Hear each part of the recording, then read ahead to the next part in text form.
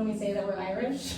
They're like, no, you're not Irish, you're American. And I'm like, I don't want to be.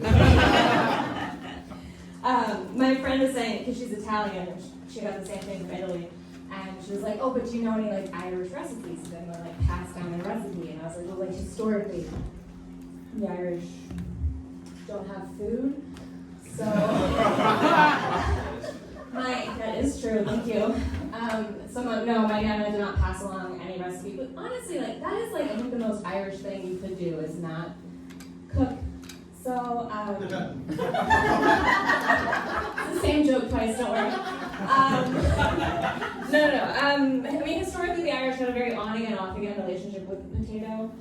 Very Ross and Rachel. In 1845, they were on a break. But we're back on now, and my dad loves a baked potato. He did almost recently die via baked potato.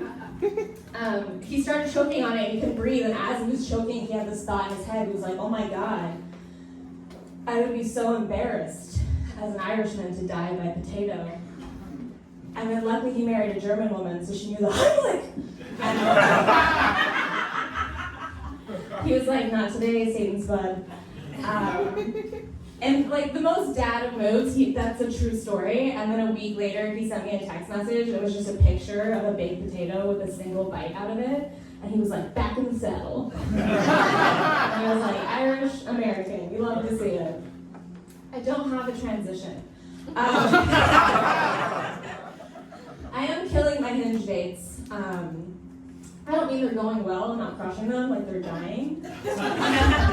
It's a curse. I'll give you an example. I met a guy on Hinge, I asked him for coffee, I'm a bold person, and we set up the location, we set up the date, we set the time, and then he died on the way to the cafe. I assume.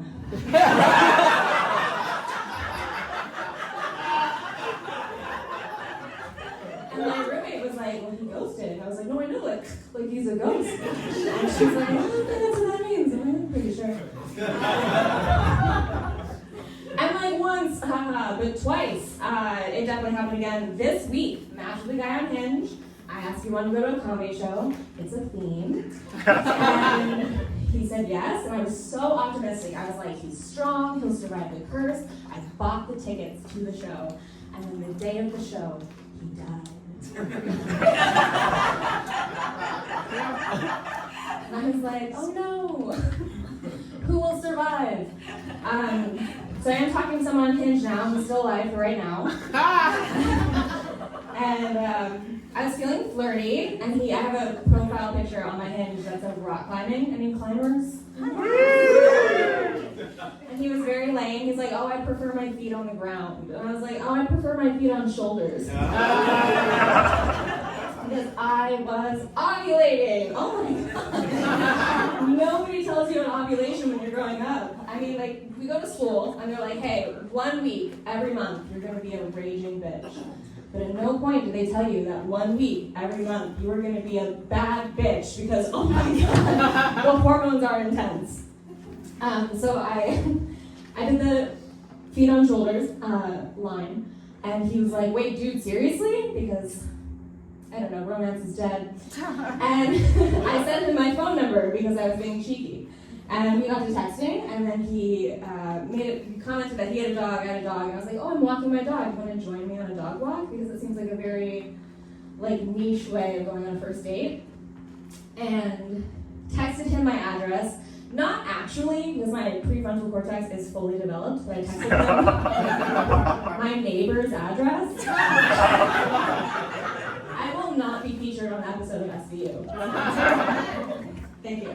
And so then I went outside, and I was like, all right, you're gonna walk your dog, I'm gonna walk my dog. And then I started to walk my dog because I didn't actually want to know where I lived. And then he died. So,